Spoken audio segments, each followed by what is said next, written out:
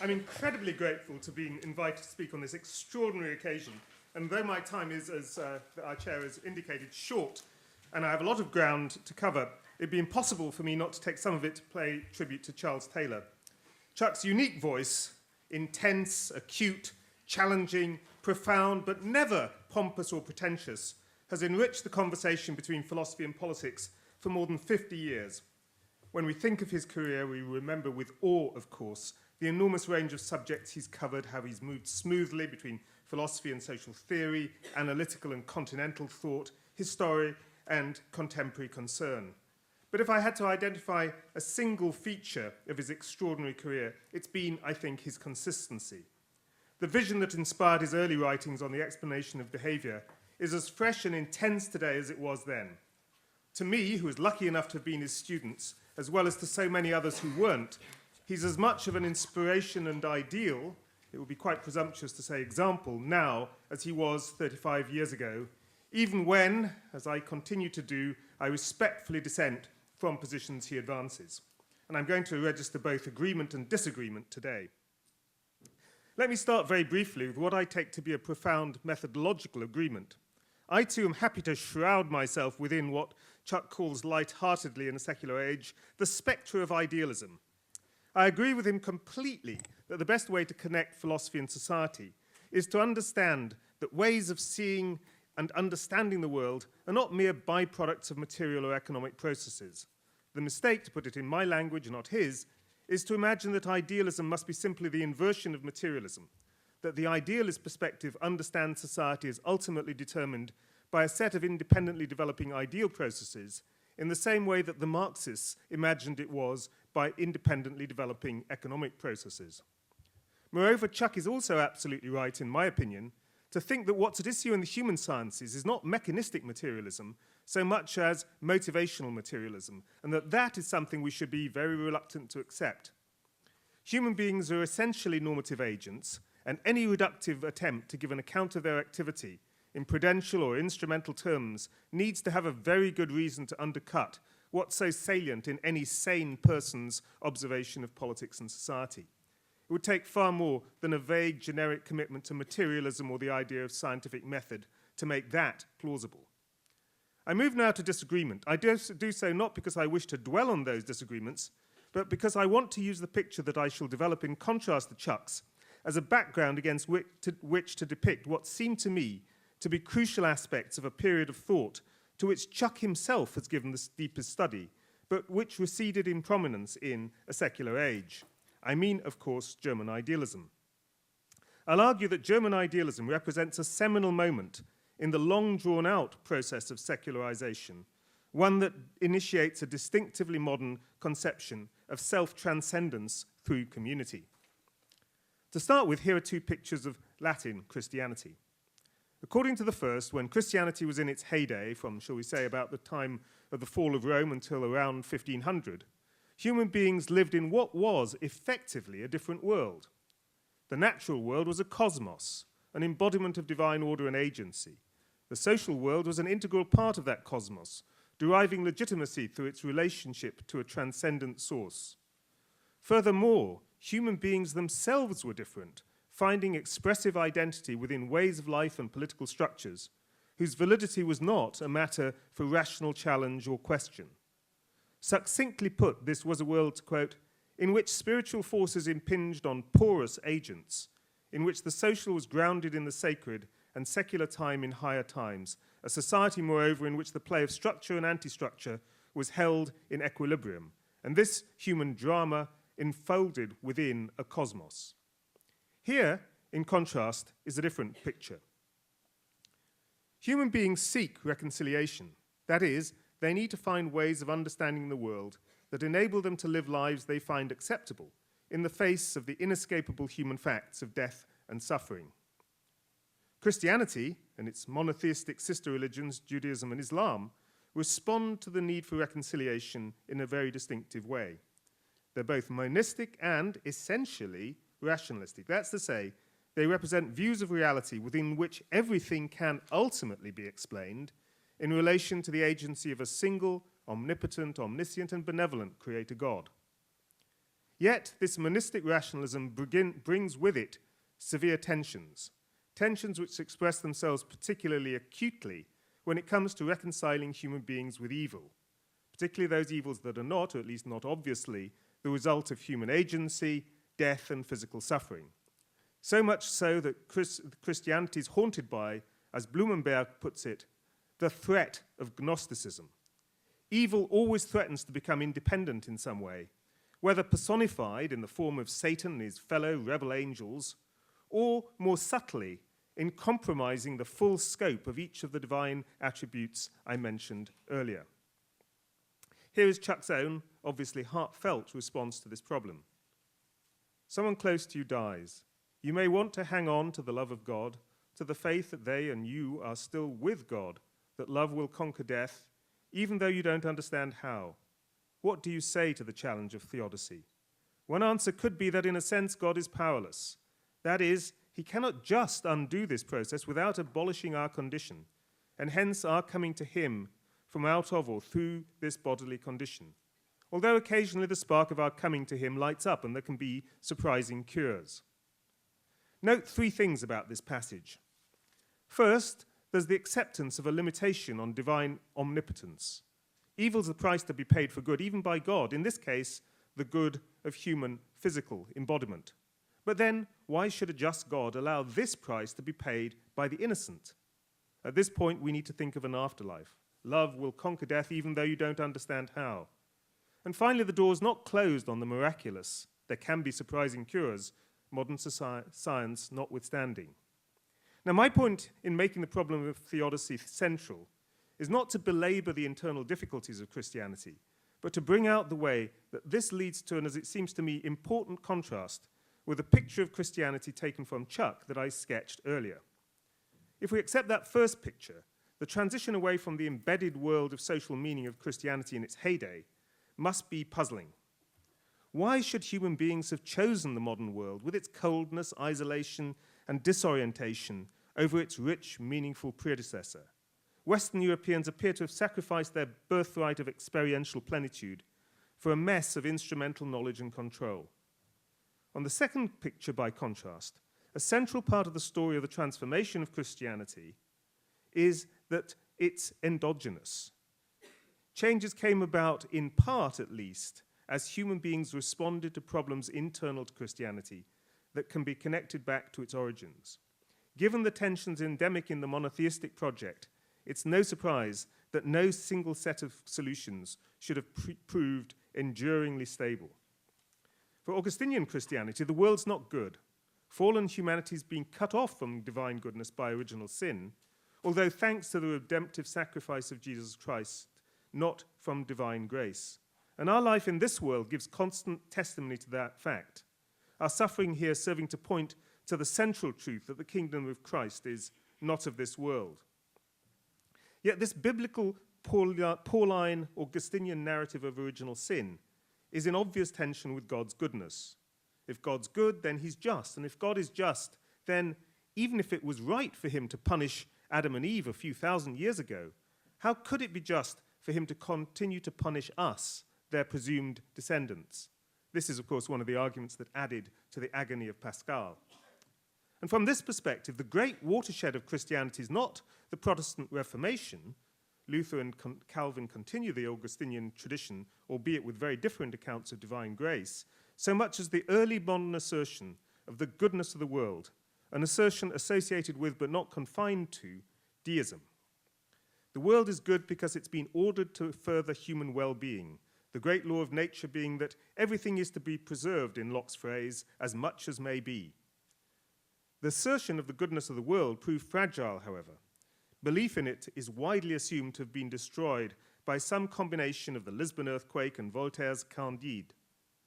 The problem lies not just in the continuing fact of suffering, which appears to compromise divine omnipotence.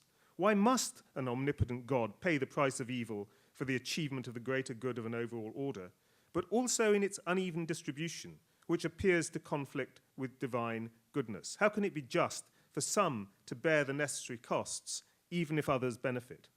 An afterlife, of course, might square accounts, but then there'd be no fundamental difference between this view and its Augustinian predecessors. This world is morally incomplete without another one to point to. Now, it may be surprising when I say that Kant, the author of an essay on the failure of all previous attempts in theodicy, should have an answer to the problem of theodicy at all. But he does, I'm going to argue. Kant's radical solution serves to highlight monotheism's difficulties, but at the same time, he opens the way to a very different strategy of achieving reconciliation. One that is, I'm going to argue, transformed and extended by his idealist successors and subsequently becomes a potent ingredient in the background in the self-understanding of our secular age. The early modern assertion of the goodness of the world takes an important premise for granted. If the problem lies in death and suffering, then it would seem to be assumed that the goodness of the world lies in what? Life and happiness. In other words, the problem is posed in what are, broadly speaking, eudaemonist terms. It's this premise that Kant rejects. God's goodness doesn't consist in his having placed us in a world created for our well-being in the sense of happiness, but in his gift to us of moral agency, agency in the full radical sense, so that we're each individually capable of being held responsible for our actions by an impartially just God. For this to be the case, we must be free, informed, and so on. From this perspective, aspects of Kant's moral philosophy, his doctrine of noumenal freedom, his insistence on the purity of moral motivation, and his assertion of the intrinsic value of punishment, to name three of the most obvious, that his modern secular admirers tend to downplay, emerge as consistent, indeed fundamental elements in his enterprise. If I'm right, and I wouldn't be here saying this if I didn't think I was, Kant isn't this half-hearted secularist that readers since Heine, der alte Lampe muss einen Gott haben, have supposed, but someone with a strong, though highly unorthodox, religious commitment. One that comes actually very close, so far as I can tell, to Socinianism. But I've no time to explore that here. What's important for my argument is that for Kant, the central issue of theodicy becomes not happiness but justice. Quote, the bad state which the disproportion between the impunity of the depraved and their crimes seems to indicate in the world. What matters, says Kant, is not the sufferings of the righteous, but the fact that evil goes unpunished. It's this, not the need to compensate unhappy but morally worthy individuals by offering them happiness in a future life, that makes belief in immortality compelling. Quote, it is from the necessity of punishment that the inference to a future life is drawn, Kant writes in a footnote at the end of the Metaphysics of Morals, that seems, you might not be surprised to hear, largely to have escaped the notice of Kant's modern advocates. Now, perhaps this reading makes certain of Kant's less plausible doctrines consistent, you might say. But if that's the position one ends up with, then Kant's answer to the theodicy problem is hardly an improvement over its predecessors. Be that as it may, the transition from happiness to justice has an extraordinarily important consequence, I'm going to claim. If the reconciliation of human beings with their condition requires the abolition of death and suffering, then it's clear that this is a project that only a divine agent, capable of action that transcends the laws of nature as we now know them, can achieve. But Kant's change of theological perspective also creates a secular, historical telos for the goodness of the world. Justice, the coincidence between agency and outcome, is a human project, something that we can bring about together in this life. To put it briefly, we're dependent on one another for justice. I quote, if only everyone was so to behave that their conduct would coincide with the universal end, the highest perfection would be thereby attained. Every individual must endeavor to order his conduct in accordance with this end, whereby he makes his contribution such that, if everyone does likewise, perfection is attained. This is a collective endeavor that requires human beings to work together. In a world in which murderers lurk at the door, following our individual duty of truth-telling may lead to horrifying results. And Kant's conception of the highest good thus brings religion and politics together in the idea of an ethical community. However remote the achievement of justice may be, it remains a viable political ideal. Quote again, this highest moral good will not be brought about solely through the striving of one individual person for his own moral perfection, but requires rather a union of such persons into a whole toward a system of well-disposed human beings, a universal republic based on the laws of virtue. And it's entirely appropriate that Kant raises this idea in his writing on religion. The last quote came from Religion Within the Limits of Reason Alone. For, as he recognizes, the idea is exactly that of a church whose members are united in the common enterprise of the realization of a virtuous community. Yet, at the same time, it brings the idea of a church down to earth. The attainment of justice is a human, collective project, one in which we should see ourselves as engaged through history. If Kant's account of the goodness of the world in terms of justice, not happiness, set the frame for what followed, later German idealism represented a rejection of two of its basic elements. The first and best known is the rejection of the Kantian framework of morality as a matter of law, duty, choice, desert, punishment, and justice, a framework that is, I've claimed, essentially connected in Kant to the idea of the individual as apt to face the judicial verdict of a just God. The rejection of this conceptual network, Moralität, is especially clear in Hegel's early theological or theologico-political writings. But since it's very well known, I'm not going to dwell on it here, except to assert as strongly as I can that the critique of Moralität by no means represents a reversion to the kind of connection between morality and happiness that Kant so austerely rejected. Less obvious, but vital in my opinion, is the abandonment by the later German idealists of the doctrine of personal immortality. This, of course, was not something to be asserted bluntly and directly at that time, especially not by young men seeking employment in state-controlled universities. Yet it's apparent enough in that least diplomatic of the German philosophers of the late 18th and early 19th centuries, Fichte. Fichte, you may recall, lost his professorship at Jena over what came to be known as the atheism dispute. Complicated and tangled as the story is, it's worth remembering that its origin lay in the publication by Fichte in his Philosophisches Journal of an essay by Friedrich Karl Forberg, one of whose main contentions was to deny belief in an afterlife as necessary to a moral religion. Yet take away the belief in personal immortality, and we don't fall back, as was alleged, into nihilism, the acceptance of human existence as no more than a limited concatenation of experiences, pleasurable or painful.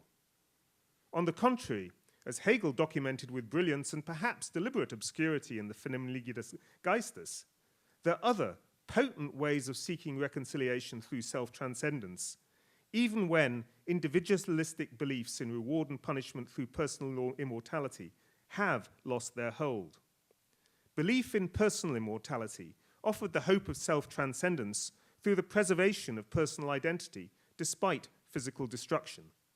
In its place, German idealism, I believe, initiates the exploration of self-transcendence through, to use a completely anachronistic but I still think apt term, identification.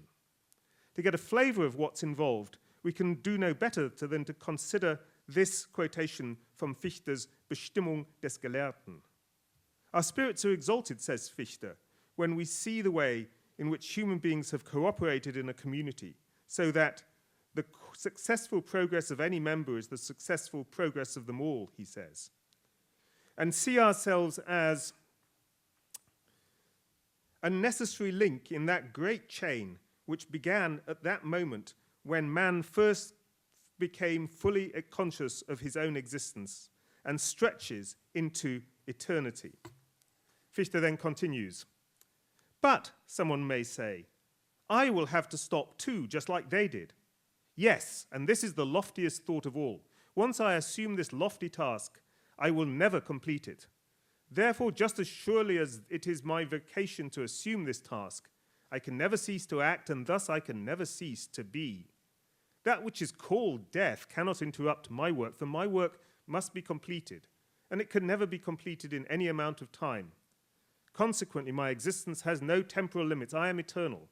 When I assumed this great task, I laid hold of eternity at the same time.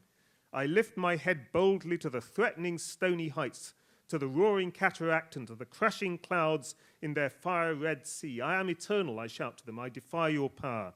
Rain everything down upon me. You earth and you heaven, mingle all of our elements in wild tumult. foam and roar and in savage combat pulverize the last dust mote of that body which I call my own. Along with its own unyielding project, my will shall hover boldly and indifferently over the wreckage of the universe. For I have seized my vocation, and it is more permanent than you. It is eternal, and so too am I. Listening to Fichte, we can quite plainly hear for the first time the voice of that distinctive figure of the 19th and 20th centuries, the secular revolutionary, eager enough to sublimate and perhaps submerge his identity into the collective progress of mankind. The revolutionary, as Nechayev puts it in his Revolutionary Catechism, is a doomed man. He has no personal interests, no business affairs, no emotions, no attachments, no property, and no name. Everything in him is wholly absorbed in the single thought and the single passion for revolution. But identification with a progressive transformation of society is not the only way for individuals to seek transcendence in community. It may, for example, take a conservative form. It's striking, is it not, how far the rhetoric of modern romantic conservatism, the submissive self-identification of the individual with the transcendent organic power of tradition, came on the scene at exactly the same time as Fichte's radicalization of Kantianism, above all in that revolutionary book against the revolution, Burke's Reflections. So what does all that tell us about the legitimacy of modernity? It's common enough for those who criticize our secular age from a commitment to traditional religion to depict the modern world as under the dominance of rationalism, individualism, and voluntarism. Yet to do so ignores how far the 19th and 20th centuries were, for better or for worse, centuries of collectivism, community, and commitment. This is self-transcendence, however, within what is, to use Chuck's terminology, an immanent frame. Such visions of collective self-realization make no claim to overcome the existing laws of nature, entail no belief in an afterlife. They involve forms of identification of new kinds, not, I think, mere hangovers of earlier structures in which an omnipotent creator God stood at the center. Indeed, this turn to the search for self-transcendence through the identification of the self in community has come to inhabit modern theism itself.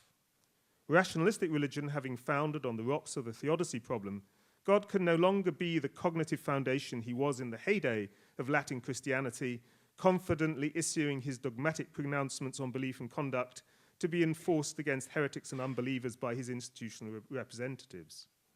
So what's left? There are, of course, anti-rationalist escape routes, the ostrich strategy of fundamentalism, accepting on faith accounts of the nature of reality that are blatantly in conflict with everything we know from science and history, or the desperate Kierkegaardian, Wittgensteinian fideism that seeks to place religion outside the realm of the factual entirely. For the most part, however, religion, it seems to me, has itself become a part of the post-romantic project. God has retreated until he's no more than an elusive horizon at the edge of the search for expressive meaning in community. Perhaps it's better that way. Thank you.